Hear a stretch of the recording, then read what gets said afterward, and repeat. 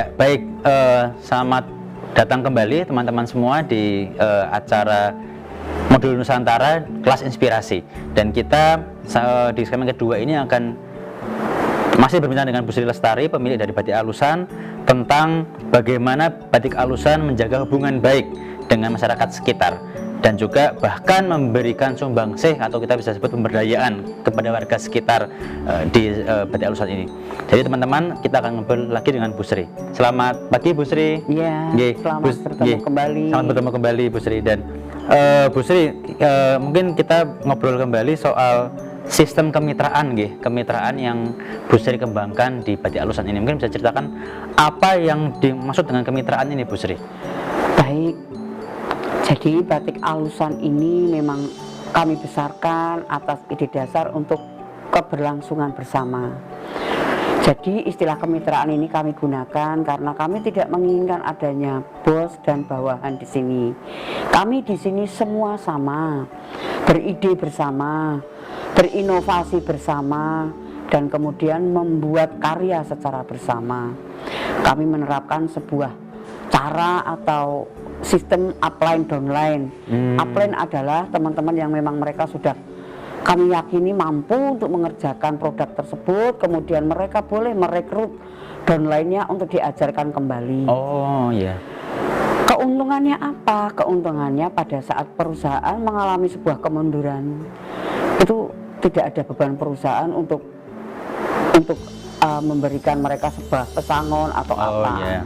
Tetapi keuntungan yang didapat dari kemitraannya juga mereka juga boleh berkembang, berinovasi tanpa harus terkekang kepada Batik Alusan juga. Yeah. Jadi memang betul-betul ekonomi yang kami terapkan adalah ekonomi gotong royong untuk keberlangsungan, kesejahteraan, kehidupan dan keberhasilan bersama-sama. Oke. Jadi nggak ada rahasia, artinya motif ini cara-caranya rahasia hanya diketahui oleh Bu Sri dan sekian orang. Tapi boleh diajarkan juga ke teman-teman yang lain tadi. Bisa, karena memang itulah fungsi daripada kebersamaan dan kemitraan. Inovasi bersama akan menjadi rezeki bersama. Karena saya yakin dengan berkumpulnya banyak orang, berkumpulnya rezeki banyak orang, di situ pun harusnya bisa menghasilkan kesejahteraan secara bersama-sama.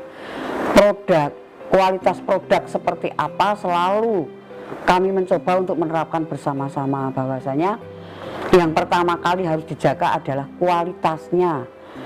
Bagaimana mereka kalau tidak mengerti kualitas mau menjaganya? Makanya kualitasnya itu kita beritahu, begini loh standar kualitas daripada Batik Alusan, agar bisa menjaga prestasi, kondisi, dan keberlangsungan usaha itu secara terus-menerus dan bersama-sama. Oke, baik. Kemudian ketika Bu Sri tadi dibantu atau mungkin mengajak masyarakat sekitar untuk menjadi mitra Batik Alusan, apakah juga selain teknis bisnis dan kemudian menggambar, apakah juga Bu Sri juga sekaligus menceritakan terkait dengan makna atau filosofi dari apa yang digambar itu kepada para pembatik ini? Pastinya iya, karena pada saat kita ngumpul bersama itu di situ kita akan berbicara tren besok itu seperti apa. Misalnya kita mau membuat sebuah daun pun kami berikan kebebasan sama mereka untuk silahkan membuat daun, hanya temanya daun. Daun boleh daun talas, boleh daun apapun yang ada di benak mereka untuk dikembangkan. Akhirnya Batik Alusan mempunyai keberagaman sebuah motif. Kemudian kalau kita mau membuat tren, setternya mau dibikin bunga pun kami memberikan kebebasan sama mereka semua untuk bunga apa yang mereka mau bikin. Dengan begitu, walaupun ide dasarnya hanya hal-hal sepele, hal-hal ringan di sekitar kita, tapi menjadi sebuah kekayaan manakala dikelola secara bersama-sama. Ya. Kemudian juga Bu Sri ini pernah mendapat penghargaan para makarya dari Presiden Jokowi. Tadi juga sempat diceritakan sedikit. Mungkin bisa cerita lebih rinci Bu tentang penghargaan itu, maksudnya penghargaan yang seperti apa Bu? Kok sangat istimewa sekali Presiden Jokowi langsung yang menyerahkan begitu. 2015 di Indonesia sudah mulai itu semuanya dinilai, terutama UMKM-nya, termasuk batik alusan. Batik alusan pun mencoba untuk berbenah diri. Jadi yang dinilai adalah bagaimana kemitraan atau manajemen daripada perusahaan tersebut, bagaimana mengatur manajemen secara benar, bagaimana kita tuh mengarahkan manajemen itu bisa diajak menjadi sebuah sebuah kesatuan menuju sebuah perusahaan yang sehat. Itu di Paramakarya ditekankan di situnya. Pemberdayaan masyarakat, pemberdayaan anggota atau bawahan-bawahan yang diarahkan menuju sebuah perusahaan yang sehat. Pun begitu dengan batik alusan, kami mencoba untuk menata. Di situ ada struktur. Walaupun kami kemitraan tetap, di situ ada yang namanya owner, di mana owner ada, bawahan ada, bagian-bagiannya apa, tugasnya apa yang harus dilakukan itu diperjelas dalam sebuah struktur perusahaan tadi itu. Baik. Di situ segala apa yang kami lakukan, yang kami bukukan, kemudian dinilai dan kami mendapatkan Paramakarya 2015 yang kebetulan Paramakarya itu diserahkan langsung Bapak Presiden Jokowi kepada kami. Alhamdulillah batik alusan mendapatkan itu juga. Baik, jadi walaupun istilahnya adalah UMKM pengrajin batik, ternyata juga harus serius dan profesional ya Bu ya dalam mengelola kayak seperti perusahaan profesional. Jadi memang itu yang mungkin juga menjadi penekanan ya, bagaimana kemudian alusan semakin sukses dan semakin dikenal oleh publik. Mungkin juga termasuk bagaimana waktu itu Bu Sri menceritakan batik alusan punya banyak pengakuan sertifikasi dan juga termasuk SNI. Nah, ini hal yang baru bagi saya, SNI batik gitu. Mungkin Bu Sri bisa cerita apa pentingnya SNI dan kemudian bagaimana perjuangan Bu Sri dan batik alusan untuk memperoleh SNI tadi begitu. Baik, pada sebuah bisnis, apalagi bisnis yang menyangkut penjualan, bahwasanya prestasi daripada produk yang dijual itu juga harus jelas. Prestasi, konsistensi daripada produk itu harus jelas. Itu yang berkali-kali kami ulangi ya. Kenapa? Pada saat kita mendaftarkan batik ini ke SNI, tujuannya adalah agar batik yang dipakai atau batik yang kami jual, batik yang dijual oleh batik alusan itu mempunyai konsistensi produk secara betul, mulai dari kainnya, pewarnaannya, prosesnya, dan kelayakan untuk dipakai. Jadi memang tracing di sini kami jaga betul agar konsumen itu menjadi sangat peduli dan menjadi sangat menghargai serta menjadi sangat aman dan nyaman dipakai oleh konsumen. Itu tujuan daripada SNI. SNI itu sebuah sertifikat yang diberikan untuk konsistensi produk. Jadi dan tidak semua batik itu punya SNI ya Bu ya. Dan menurut saya ini luar biasa Bu Sri memilih untuk mengejar SNI ini. Dan ya, terima kasih Bu Sri untuk penceritaan tentang SNI, dan ini juga sekali lagi teman-teman semua bagaimana alusan mencoba mengejar kepercayaan bukan dari segi motif saja, bukan dari segi penjualan, tapi juga dari segi tadi prestasi ya Bu Sri, dan juga inovasi, dan juga kemudian adalah sertifikasi. Yang ini SNI yang tentu tidak mudah Bu Sri ya. Perlu waktu berapa tahun Bu Sri waktu itu? Sekitar berapa lama ini untuk memperoleh SNI sejak diajukan sampai dapat itu? Baik, memang SNI itu tidak mudah teman-teman. SNI ini butuh perjuangan panjang karena banyak sekali yang dinilai di sini. Fungsinya apa? Fungsinya untuk meyakinkan kepada konsumen bahwasanya produk kami ini produk yang layak dibeli dan produk yang layak dipakai. Banyak pihak yang harus terlibat dalam SNI ini karena di situ nanti ada pewarnaan, ada konsistensi daripada kain, ada konsistensi pekerjaan atau pengerjaannya. Itu diulang-ulang juga harus sesuai. Itu yang membutuhkan waktu lama, tetapi tidak apa-apa. Kembali, batik alusan selalu menomorsatukan konsumen. Karena bagi kami, konsumen itu ya sumber inspirasi, ya sumber materi juga. Pada saat saya menjual produk dan produk itu sangat diminati, sangat dihormati dan dihargai konsumen, itu menjadi kepuasan kami. Caranya bagaimana? Caranya kami melibatkan para ahli-ahli di bidangnya untuk meyakinkan bahwasanya produk kami ini produk yang tepat. Gitu. Baik, terima kasih Bu Sri untuk penjelasan soal SNI. Oke, baik Bu Sri. Saya teruskan Bu Sri. Jadi tadi Bu Sri menyampaikan mendiko bahwa batik alusan itu juga concern kepada lingkungan. Mungkin bisa ceritakan Bu, maksudnya seperti apa itu concern lingkungan ini? Baik, kepedulian dan concern kami kepada lingkungan itu kami wujudkan kepada pertama penggunaan warna alam. Warna alam ini sangat tidak mencemari lingkungan. Kemudian pembuktiannya bagaimana tidak mencemari lingkungan pun kami buktikan dengan penggunaan recycle, bahwasanya sisa daripada sampah-sampah produksi kami ini kami daur ulang menjadi komposit. Kemudian di komposit itu dimanfaatkan untuk tanaman-tanaman. Pun saat itu kami mencoba menggandeng teman-teman dari UGM untuk mereka memberikan panduan kepada kami. Apakah betul ini sampah residu kami ini tidak berbahaya untuk masyarakat?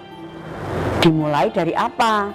Limbah cairnya kami coba untuk endapkan, kemudian dialirkan ke kolam, kemudian diberikan ikan dites apakah layak makan atau tidak ikannya, dan ternyata pH residunya itu 0 residu. Rendah 0 ya? Ya, itu mulai dari limbah cair, kemudian limbah bau pun kami olah.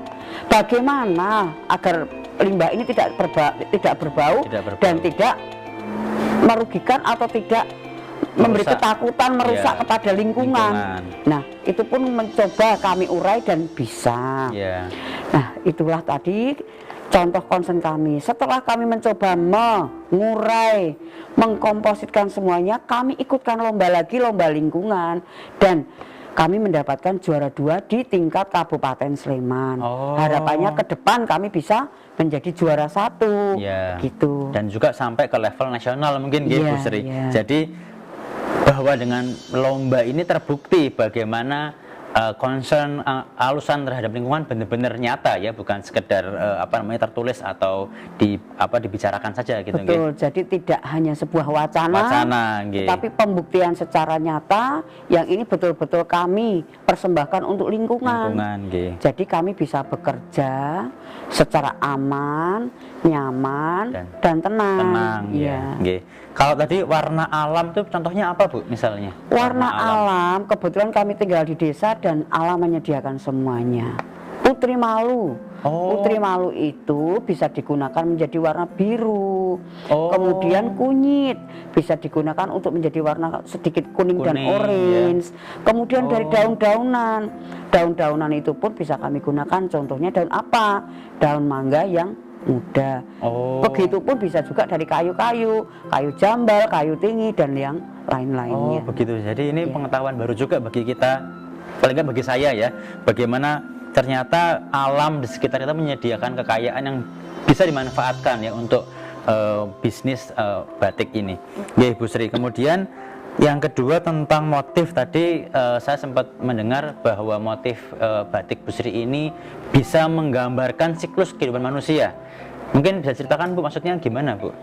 Baik, sebenarnya tidak hanya untuk batik alusan, bahwasanya nenek moyang kita itu sudah sangat smart dari dulu. Karena batik ini mengandung sebuah cerita keindahan sejak awal manusia lahir sampai manusia meninggal. Jadi teman-teman, kalau teman-teman paham, dalam budaya Jawa itu ada yang namanya dimulai dari tingkepan atau 7 bulanan, di mana bayi di dalam perut pun sudah didoakan agar kelak anak ini lahir membawa penuh keberkahan.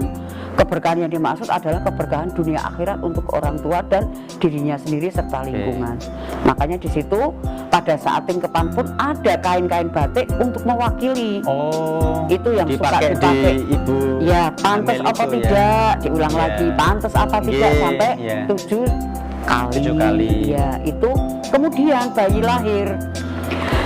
Teman-teman semua, kalau teman-teman melihat akar budaya Jawa bahwasanya bayi lahir pun kita sudah mulai ditimang-timang, disayang-sayang menggunakan batik yang namanya batik gendong. Nah, kemudian kita mau menikah pun kita mencoba lagi. Kalau teman-teman lihat di budaya Jawa, di situ ada jarik yang khusus untuk menikah namanya sidomukti. Nah, baru dari 3 aja sudah kelihatan. Sidomukti tadi artinya apa, Bu? Untuk sidomukti menikah itu. Kenapa untuk menikah? Kenapa harus pakai sidomukti? Harapannya adalah doa minta kepada Maha Kuasa agar si mempelai ini diselamatkan dari hal-hal yang tidak diinginkan sampai akhir hayatnya. Harapannya menikah untuk 1 kali. Dan orang meninggal pun sebenarnya dalam budaya Jawa masih melibatkan batik lagi. Namanya batik Slobok. Itu batik yang khusus itu untuk menutup jenazah saat itu. Jadi begitulah betapa kayanya, betapa indahnya, betapa pinter dan smartnya nenek moyang kita itu mewariskan sejak lahir kita selalu diingatkan, selalu dikenangkan, selalu dikenakan batik sesuai dengan doa-doa masing-masing. Jadi dalam budaya Jawa, batik ini tidak terlepas dari sebuah doa dan pengharapan. Begitu teman-teman. Dan terima kasih Bu Sri penjelasannya. Dan nampaknya filosofi ini juga berlaku universal ya Bu, artinya bukan cuma di Jawa, artinya siklus manusia sejak lahir hingga kemudian nanti meninggal itu tentu juga selalu diiringi dengan doa, baik dimanapun kita berada, Jadi ini juga bukti nyata bagaimana budaya Jawa ini juga ternyata menjadi sumbangan kekayaan dan sumbangan filosofi untuk melihat bagaimana penghargaan kita terhadap kehidupan manusia, Terima kasih Bu Sri. Dan mungkin terakhir Bu Sri, soal masa kekinian nih Bu Sri. Jadi kan kita sekarang mulai menyasar juga pangsa pasar yang lebih muda, anak muda begitu. Nah, kira-kira gimana cara Bu Sri atau pandangan Bu Sri melihat anak muda itu yang cenderung dekat dengan budaya-budaya pakaian atau busana internasional dari Amerika, dari Eropa gitu, untuk dari Korea sekarang gitu, Bagaimana Bu Sri melihat itu dan kemudian bagaimana Alusan bisa punya strategi untuk dekat atau bisa diterima oleh anak muda begitu? Baik, jadi memang batik ini adalah warisan budaya. Batik ini Indonesia. Harapan saya, generasi-generasi muda jangan sampai melupakan dan meninggalkan batik. UNESCO saja sudah mengakui sebagai warisan budaya. Tetapi kalau kita sebagai generasi muda tidak mau mempertahankan, akhirnya itu akan diambil alih oleh negara lain. Apakah tidak sayang? Caranya bagaimana teman-teman? Pertama kali dengan mencintai batik adalah menggunakan batik. Karena dalam selembar batik itu ada beribu nyawa yang diselamatkan di situ. Pembatik-pembatik, pengrajin-pengrajin yang di situ bergantung hidup dari batik itu. Dengan memakai satu batik kita membantu banyak orang. Kemudian bagaimana biar kita cinta batik dan batik tidak menjadi tua? Pilihlah batik-batik dengan motif yang terang, pilihlah batik yang motifnya modis sesuai dengan kesukaan para remaja, pilih motif-motif yang modern atau custom piece di tempatnya batik Alusan. Kami bisa loh membuat batik dengan motif apa yang kamu suka. Mungkin semua ada klub ninja, silahkan bikin baju batik klub dengan motor klub motor atau apapun. Boleh juga membuat batik sesuai gambar-gambar kesukaan, bisa kartun, bisa yang lain-lain. Dan teman-teman, tanggal 2 Oktober 2021 menjadi ujung tombak untuk batik Alusan. Karena apa? Kami mengirimkan 27 sampel batik yang dikirim kepada grup band BTS. Harapannya nanti mereka mau mengenakan. Kalau BTS saja mengenakan batik Indonesia, apakah teman-teman tidak ingin? Mohon doa restu agar BTS mau menggunakan batik Indonesia. Wah, luar biasa. Ini kalau udah bicara BTS nih berarti nanti para army-arminya langsung akan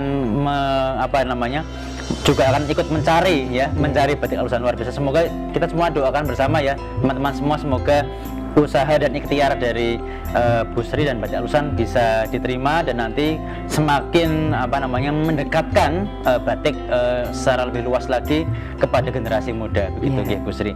Nggih, sekali lagi Bu Sri terima kasih buat kesempatannya bagi kami untuk mengenal lebih lanjut tentang batik Nusantara dan juga tentunya secara lebih khusus batik Jogja di Batik Alusan ini.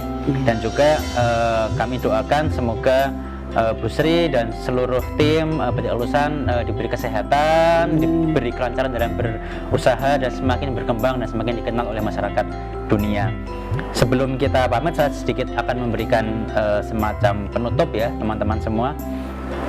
Jadi dari kecintaan dan juga ketelatenan Bu Sri dan juga seluruh tim di Batik Alusan, kita akhirnya dapat mengenal bahwa batik ini bisa membawa kesejahteraan tidak hanya untuk keluarga Bu Sri yang awalnya waktu itu dimulai, tapi juga memberdayakan masyarakat sekitar Jogja dan sekitar Batik Alusan ini berada.